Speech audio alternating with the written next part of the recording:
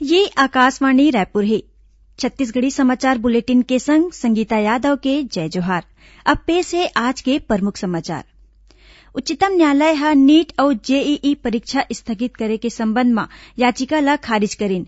JEE के परीक्षा 1 ले 6 सितंबर तक और नीट की परीक्षा 13 सितंबर के होही। छत्तीसगढ़ में रक्षा श्रेणी के उद्योग के पहले उत्पादन इकाई के स्थापना पर आज MOU में हस्ताक्षर करेगीस। और प्रदेश में पाछू 2 दिन ले होवत सरलग बरसा ले कतको नदी नाला उफान में है। बीजापुर और सुकमा जिला के कई ठिन गांव के जिला मुख्यालय ले सड़क संपर्क टूट गए है। अब विस्तार ले समाचार। उच्चतम न्यायालय हा कोरोना संक्रमण ला देखत राष्ट्रीय पात्रता प्रवेश परीक्षा नीट और संयुक्त प्रवेश परीक्षा जेईई ला स्थगित करे के संबंध में याचिका ला खारिज कर दे है। न्यायालय हा कहिन कि छात्र मन के भविष्य ला बहुत बेरा तक अधर में लटकाए नहीं रखे जा सके। इंजीनियरिंग प्रवेश परीक्षा निर्धारित कार्यक्रम के अनुसार 1 ले 6 सितंबर के बीच और मेडिकल प्रवेश परीक्षा 13 सितंबर के आयोजित कराए जाही। न्यायमूर्ति अरुण मिश्रा, न्यायमूर्ति BR गवई और न्यायमूर्ति कृष्ण मुरारी के पीठ ए प्रवेश परीक्षा मन ला स्थगित करे के संबंध में आने राज्य मन के 11 उम्मीदवार मन की याचिका के सुनवाई करत कहिन कि सबो सावधानी के पालन करत जीवन ला आगू बढ़ाना चाहिए। छत्तीसगढ़ में रक्षा श्रेणी के उद्योग के पहली उत्पादन इकाई के स्थापना पर आज MOU में हस्ताक्षर करेगी। ए औद्योगिक इकाई सशस्त्र सेना और राज्य सरकार के सुरक्षा बल मन बर बुलेट प्रूफ जैकेट और हेलमेट के उत्पादन करही। ए इकाई दुर्ग जिला के बीरेभाट गांव में स्थापित करे जाही। मुख्यमंत्री भूपेश बघेल के उपस्थिति में आज रायपुर में आयोजित एक ठिन संक्षिप्त समारोह में MOU में उद्योग विभाग के प्रमुख सचिव मनोज कुमार पिंगुआ और रक्षा उत्पादन के औद्योगिक इकाई स्थापित करैया कंपनी एटमास्टको लिमिटेड के MD S स्वामीनाथन हा हस्ताक्षर करीन। मुख्यमंत्री हा ए इकाई के स्थापना पर एटमास्टको लिमिटेड और उद्योग विभाग के अधिकारी मन ला बधाई और शुभकामना दिन। खबर के मुताबिक ए इकाई में कंपनी डहार ले 87 करोड़ रुपया ले ज्यादा की पूंजी निवेश करे जाही। ए उद्योग के माध्यम ले लगभग 150 लोगन ला रोजगार मिलही। पहली चरण में रक्षा उत्पादन के ए औद्योगिक इकाई 1-1 लाख बुलेट प्रूफ जैकेट और हेलमेट के उत्पादन करही। ए इकाई में नवंबर तक उत्पादन शुरू हो जाही।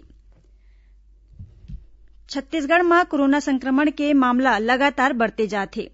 आज घलो आने जिला ले कोरोना संक्रमित नवा मरीज मिले के पुष्टि होए है। दुर्ग जिला में अब तक 37 नवा कोरोना संक्रमित मरीज मिले है।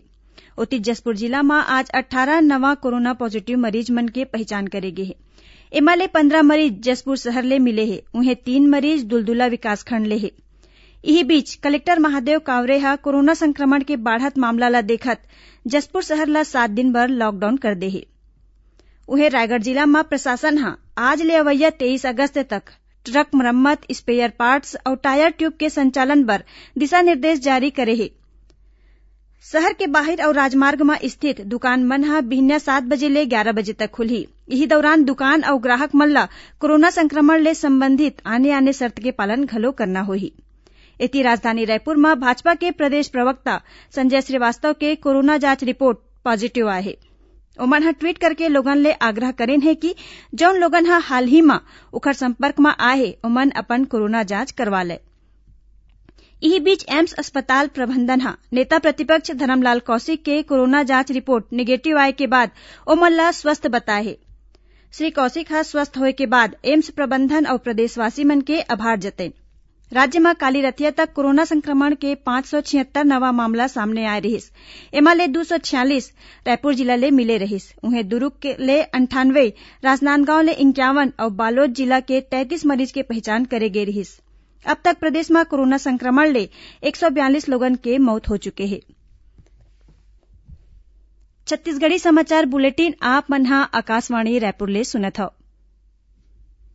छत्तीसगढ़ के खबर ले है आपकी वास्ता और खबर के विश्वसनीयता ले है हमार वास्ता।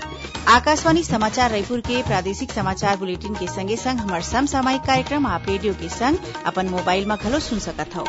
आकाशवाणी समाचार फेसबुक, ट्विटर और यूट्यूब में घलो हावय। हमार फेसबुक पेज हरे Chhattisgarh news on AIR, Twitter handle CGAIR news और हमार यूट्यूब चैनल हरे छत्तीसगढ़ AIR न्यूज। तो अब रेडियो के संगे संग आपके मोबाइल के माध्यम ले हम आप तक पहुंचत हन।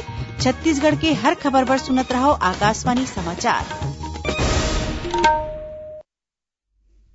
अब आघु बाढ़बो बाचे समाचार कोती। पंचायत और ग्रामीण विकास मंत्री टीएस सिंहदेव हा काली संझा आकाशवाणी रायपुर ले प्रसारित विशेष कार्यक्रम हमर ग्राम सभा पेसा कानून के बारे में विस्तार ले जानकारी दिन। ओमन बतेन कि पेसा कानून के लागू होए ले अनुसूचित क्षेत्र मन में पंचायत के अधिकार मन ला कारगर ढंग ले स्थापित करे में मदद मिलही। ए क्षेत्र में रहिया लोगन अपन विकास के प्राथमिकता ला खुदे तय कर सकी।